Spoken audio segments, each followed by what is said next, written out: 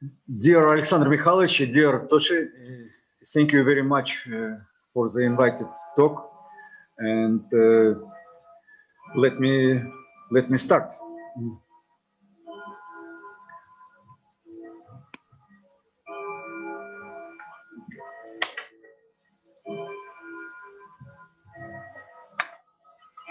Okay.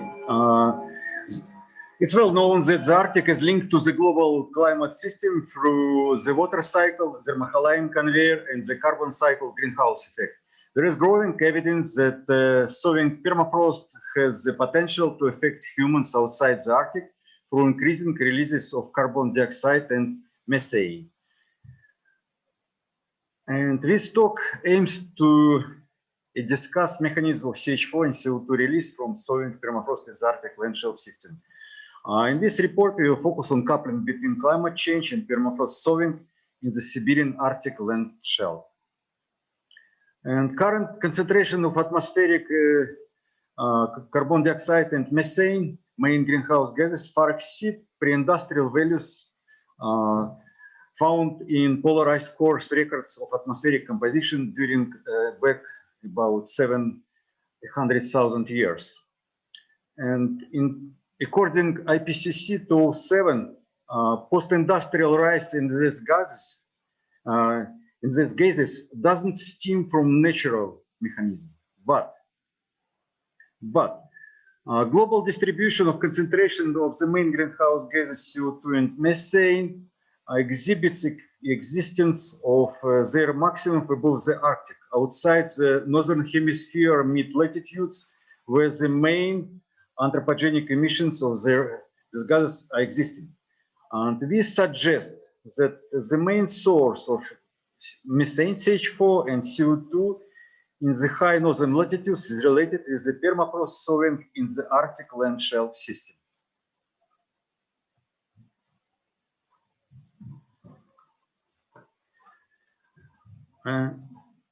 Okay. And global. Okay, the permafrost is vulnerable for dramatic +4 Celsius degree warming in the Arctic, with potentially catastrophic impacts on climate through rapid mobilization of the labile carbon sequestered in permafrost surrounding the Arctic Ocean. The past 30 years, the Arctic has warmed at roughly twice the rate as the entire globe. It has been realized that the main man-made greenhouse gas emissions are affecting Earth's energy balance, but further studies should be emphasized on understanding of natural mechanism of triggers and feedbacks of climate change. And top candidates for the potential abrupt climate change in scale of decades is thaw and release of organic carbon from Arctic permafrost in the land shelf system, which is postulated to be one of the most powerful mechanisms causing a net redistribution of carbon from land and ocean to the atmosphere. And hydrate collapse and consequent massive release of methane into the atmosphere.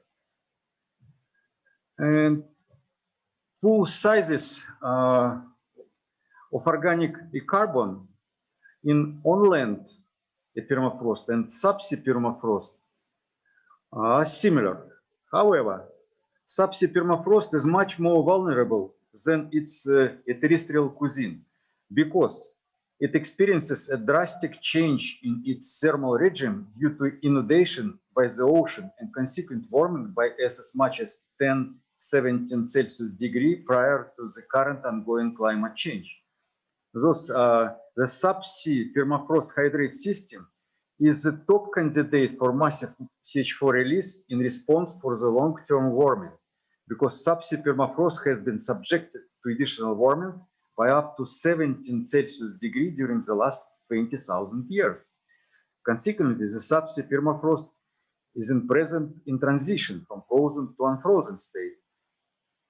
And one more a component of global carbon cycling late in Arctic is coastal coastal permafrost complex, which is very fragile and also is huge. It's 400 billion tons. And to understand the Arctic carbon climate permafrost links, we focus our report study on evaluation of organic carbon pool size, its dynamics and structure, and organic matter composition, and then vulnerability of large Arctic carbon pools toward a warming induced demobilization of the sleeping giants of the global carbon cycle. One possible climate feedback is release of previously produced CH4 preserved within seabed deposits, such as natural gas fields and coal beds, and collapse of the CH4 hydrates underlying the Arctic seabed. Some authors still doubt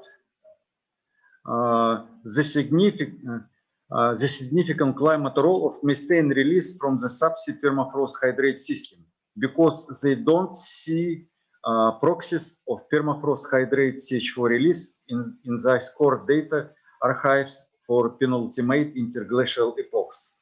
However, it has been shown that the current interglacial period is unique because the climate system for about 6,000 years is delayed beginning of the coming cold epoch after the Holocene optimum, keeping high sea level stand. So it's well known that a climate cycle, it's roughly 100,000 years, and at least for the last 450,000 years. But this cycling was broken since Holocene optimum. And since then, global sea level is near stable. So that means that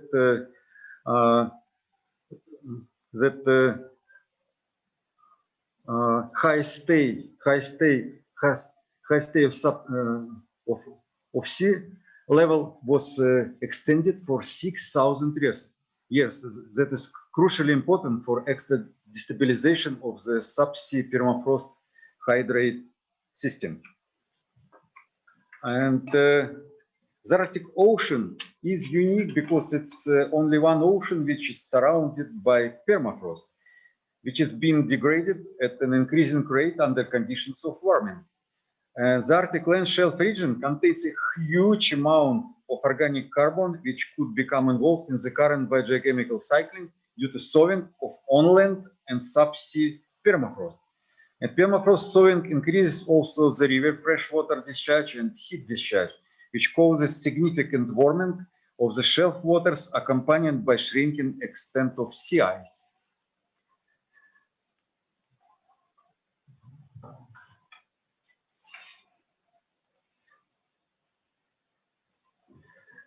And why we focus our study on the East Siberian Arctic shelf? This is because the East Siberian Arctic shelf is the broadest and shallowest shelf in the world ocean, where about 80% of predicted subsea permafrost and Arctic hydrate deposits exist. This region, East Siberian Arctic shelf permafrost stability is the key to whether preformed CH4 sequestered in hydrate deposit escapes to the water column atmosphere. Most of this region is shallower than 50 meters, which is an important factor for rising CH4 bubbles to reach atmosphere, avoiding dissolution.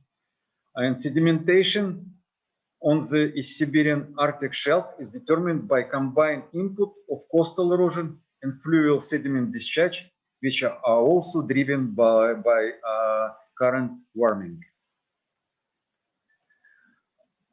This slide illustrates that projected extreme warming in the end of this century is most pronounced in the East Siberian Arctic region. And note that in spring, March, April, May, air temperatures in this region had already reached this projected temperature. We are already there. We focus our observationally based study on potential impacts on climate through rapid mobilization of labile reservoir sequestered in the Arctic land shelf permafrost. In this study, we consider the East Siberian Arctic shelf as integrator of transport and fate of terrestrial carbon from fluvial discharge and coastal erosion. And subsea methane sources are considered separate. It has been 2 decades since investigations of terrestrial organic matter sources and CH4 emissions from the East Siberian Arctic shelf and other Russian seas began by our international team. It has been the last 2 decades, about 49 expeditions were conducted, including marine cruises and river cruises along the Great Siberian rivers, Lena and Tot, and in summer, and oceanographic expeditions drilling from the fast ice in winter. Thousands of water, sediment, and gas, and countless air samples were collected and analyzed to evaluate first the variability of dissolved and atmospheric CH4 in different areas of the East Siberian Arctic shelf, to assess the isotopic signature of contribution sources using triple isotope analysis. And the second topic is transport and fate of terrestrial organic carbon. Advanced geochemical techniques, including molecular and isotopic, were applied. As a result of this effort, an unprecedented data set was accumulated. It provides the best coverage ever reported for any area of the world ocean. Let's start from the first topic. It's rivers, fluvial discharge. We use Arctic rivers as natural integrator of permafrost derived organic carbon release in their huge watersheds, with a total area which is about 14 million square kilometers, which is comparable with the entire Arctic Ocean. And we use these watersheds as integrators to resolve between surface versus deep sources. With we use molecular composition and radiocarbon agents of different compounds to identify the driving sources, the main sources. And it has been found that less degraded terrestrial organic matter was exported from river watersheds with more extensive permafrost, with trends in degradation status of terrestrial organic matter from west, open Yenisei, to east, Lena, Indigirka, Kolyma. It means that more terrestrial organic matter could be oxidized to CO2, to carbon dioxide in the Siberian Arctic, comparing with the Kara Sea. Different permafrost carbon pools respond to different landscape changes. And in present, dissolved organic carbon and river particulate organic carbon oxidation to carbon dioxide plays an important role in biochemical processes. But it doesn't contribute significantly to regional air CO2 balance. And rivers are small sources of CH4, of atmospheric CH4, because of oxidation in fresh water is very effective.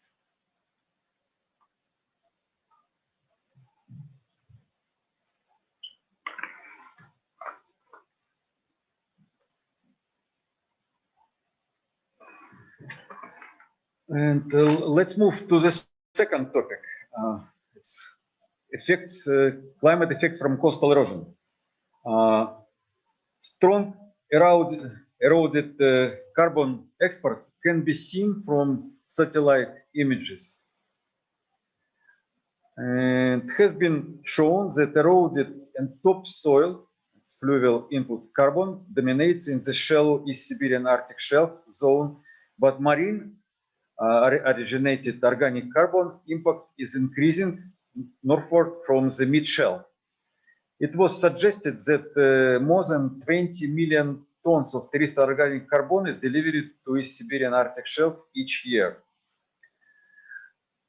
And such a high level of sedimentation contributes to thickness of the sedimentary basin, which reach up to 15 kilometers, providing favorable conditions for CH4 production in seabed in this area.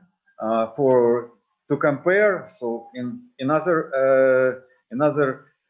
shelf areas, it's several times less. It's 2-3 kilometers thickness of sedimentary drain. And it has been found that the western biogeochemical province of the Siberian Arctic shelf, which is strongly impacted by river runoff and the export of eroded organic matter, is a source of atmospheric CO2 because of oxidation of eroded carbon to CO2, while the eastern province is a sink, and roughly 10 million tons of carbon dioxide is released annually, actually in summertime, from the sea surface, from the western province into the atmosphere. And pumping of organic matter in the Siberian Arctic land shelf system with coastal erosion and rivers plays a key role in export of old permafrost-derived organic matter, sedimentation, and water biogeochemistry.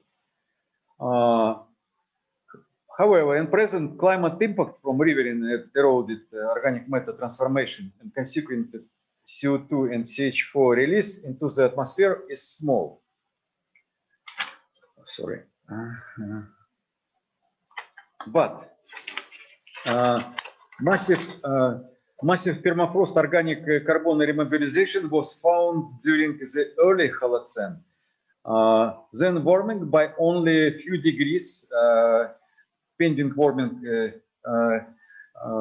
about a few degrees, may abruptly activate large-scale onshore permafrost thawing, indicating a sensitive trigger for permafrost climate change feedback. Let's move to the third topic. It's hydrate topic and massive methane release, how it would impact the current climate changes. And the amount of organic carbon preserved in this Siberian Arctic shelf is large enough to provide a substrate for CH4 production, which makes the East Siberian Arctic shelf as the largest and arguably most vulnerable stores of subsea methane in the world. Different models show that the East Siberian Arctic shelf subsea permafrost would work as the lead impermeable for gases. It's left map, or show discontinuities only in the areas of rifts with high geothermal flux, right map. However, the observations show CH4 release from seabed across the Siberian Arctic shelf, not only in the rift zones. And distribution of dissolved methane shows that the East Siberian Arctic shelf serves as a significant source of CH4 to the atmosphere. The first 5 minutes to go, okay? 5 minutes for your talk part, okay? Let me move to the next slide. And observation of methane release from East Siberian Arctic shelf and high methane concentration in the water column and air above have been attributed to gas pathways created in thawing permafrost. And based on our force 17 boreholes and literature data, we suggest that the table of subsea permafrost has already deepened to depth 100 meters and deeper.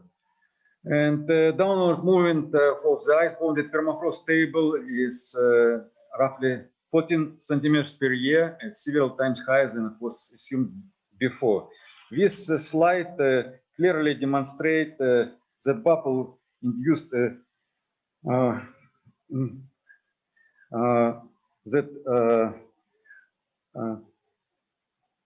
methane evolution is associated with gas wetting from seabed deposits. This slide demonstrates that bubble-induced fluxes is a predominant contributor to CH4 releases in the East Siberian Arctic shelf. It can be seen that observed routes of gas pathways would provide CH4 flow from sediment depths in several kilometers, with diameter from several meters up to 500 meters. And new mechanism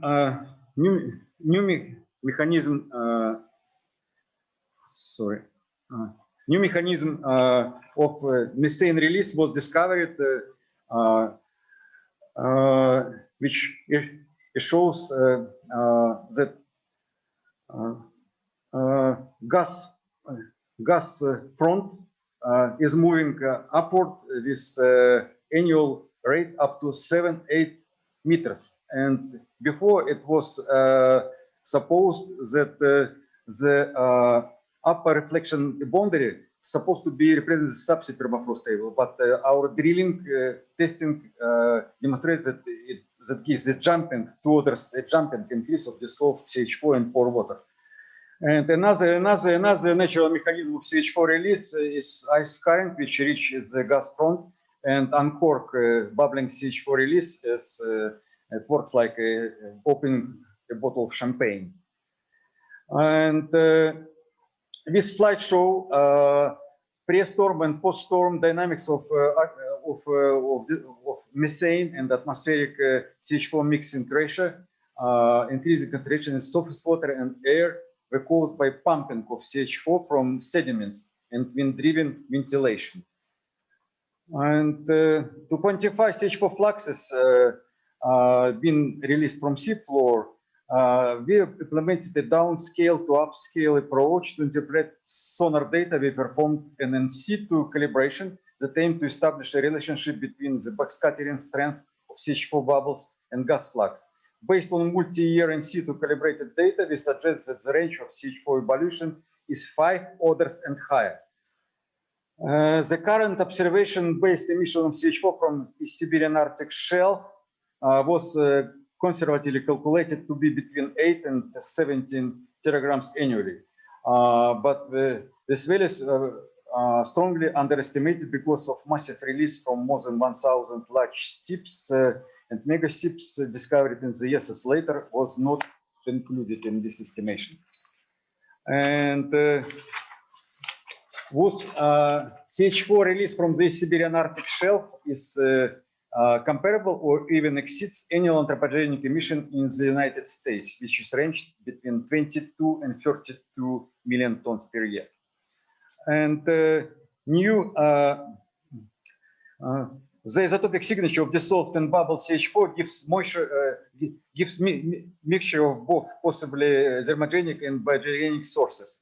At places where subsea permafrost thawing in the Siberian Arctic shelf occurs, in the areas affected by faults, paleocanyons, and pre-existing thermokarst, the occurrence of deep open talix could be expected. CH4 would be released from hydrates. And new challenge and 3D electromagnetic polygon surveys shows existence of shallow popmar craters in the Siberian Arctic shelf, right, and near Yamal Peninsula, left at Skara. A geological mechanism and physics of this formation, or their formation, is still poor known. And some models gives estimate that impacts of carbon dioxide and methane released from thawing the permafrost